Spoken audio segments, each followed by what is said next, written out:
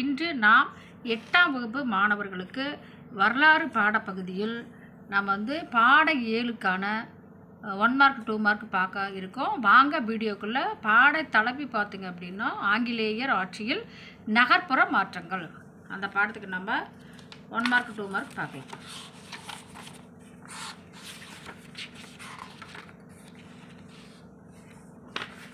பாருங்க, ஃபஸ்ட்டு சரியான விடையை தேர்ந்தெடுக்கவும். 1. பழங்கால நகரங்கள் எனப்படுவது ஆப்ஷன் ஆ ஹரப்பா மற்றும் மொஹஞ்சதாரோ. 2. ஆங்கிலேயர்களால் உருவாக்கப்பட்ட கடலோர நகரம் அல்லது நகரங்கள் ஆப்ஷன் இ மேற்கண்ட அனைத்தும். 3. 19ஆம் நூற்றாண்டின் பிற்பகுதியில் தொடங்கிய நகரமயமாக்கலின் ஒரு புதிய நடைமுறை ஆப்ஷன் இ மேற்கண்ட அனைத்தும். 4. ஆங்கிலேயர்கள் இந்தியாவுக்கு வருகை தந்தது ஆப்ஷன் ஆ வர்த்தகத்திற்காக.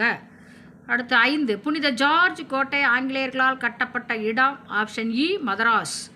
6. 1747ஆம் ஆண்டு வரை கிழக்கிந்திய கம்பெனியின் முதன்மை குடியிருப்பாக இருந்தது எது? ஆப்ஷன் இ புனித ஜார்ஜ் கோட்டை. அடுத்ததாக கோடிட்ட இடங்களை நிரப்புக. 1. இந்தியாவில் இருப்பு பாதை போக்குவரத்து அறிமுகப்படுத்தப்பட்ட ஆண்டு 1853. 2. இந்தியாவின் உள்ளாட்சி அமைப்பின் தந்தை என்று அழைக்கப்படுபவர் ரிப்பன் பிரபு. 3. 1919ஆம் ஆண்டு இந்திய அரசு சட்டம் மாகாணங்களில் டேஸை அறிமுகப்படுத்தியது இரட்டை ஆட்சி. 4. நகராட்சி உருவாவதற்கு பொறுப்பாக இருந்தவர் ஜோசியா சைல்டு. அடுத்ததாக 5. டேஸில் பிரான்சிஸ் டே மற்றும் ஆண்ட்ரூ கோஹன் ஆகியோர் மதராசப்பட்டினத்தில் ஒரு தொழிற்சாலை மற்றும் வர்த்தக நிறுவனத்தை நிறுவுவதற்கு அனுமதி பெற்றனர் 1639. அடுத்து பொறுத்துக. 1. பம்பாய் 7 தீவு இராணுவ குடியிருப்புகள் கான்பூர். கேதார்நாத் சமய மையம். டார்ஜிலிங் மலைவாழ் இடங்கள். மதுரை பண்டைய நகரம். அடுத்து சரியா தவறா? ஃபஸ்ட்டு பார்த்தீங்கன்னா சரி, 2 சரி, 3 தவறு, 4 சரி, 5 தவறு. அடுத்தது சரியான கூற்றை தேர்வு செய்யும். 1க்கு சரியான விடை ஆப்ஷன் இ. இதை மார்க் பண்ணிக்கோங்க. 2க்கு பார்த்தீங்கன்னா சரியான விடை ஆப்ஷன் ஆ. அடுத்ததாக 3க்கு பார்த்தீங்கன்னா ஆப்ஷன் இ. அடுத்தது பின்வரும் வினாக்களுக்கு ஓரிரு வாக்கியங்களில் விடை எழுதுக.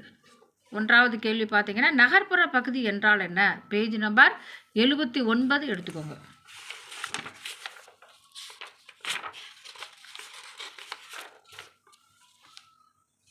இங்கே பாருங்கள், இந்த கட்டத்தில் இருக்குது பாருங்கள், ஒரு நகர்ப்புற பகுதி. இந்த கட்டம் இதில் ஃபுல்லாக அந்த பேரா ஃபுல்லாக குறிச்சிக்காங்க. இது 1வது கேள்விக்குரிய பதில்.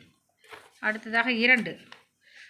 மலை பிரதேசங்கள் காலனித்துவ நகர்ப்புற வளர்ச்சியில் தனித்துவ அம்சமாக இருந்தன ஏன்? பேஜ் நம்பர் 80 பாருங்கள். இங்கே இதிலிருந்து இது வரைக்கும் குறிச்சி குளிர்ந்த கால அதிலிருந்து பாதுகாத்தது வரைக்கும் 2வது கேள்விக்குரிய பதில். அடுத்தது 3.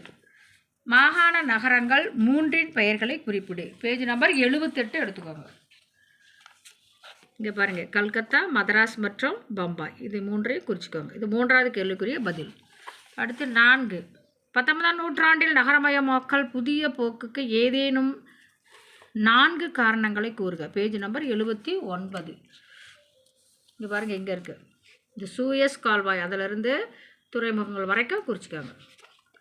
அடுத்தது 5. இராணுவ குடியிருப்பு நகரங்கள் பற்றி குறிப்பு எழுது. Page number 80.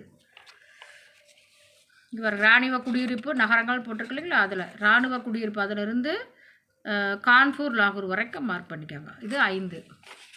அடுத்ததாக 6. பிரிட்டிஷ் ஆட்சியின் போது மதராஸ் மாகாணம் உள்ளடக்கிய பகுதிகள் யாவை? Page number 82. இங்கே பாருங்கள் கொடுத்துருக்கு. தமிழ்நாடு அதிலிருந்து கொண்டிருந்தது வரைக்கும் குறிச்சிக்கோ. அது 6வது கேள்விக்குரிய பதில். Page number 82. Thank you students.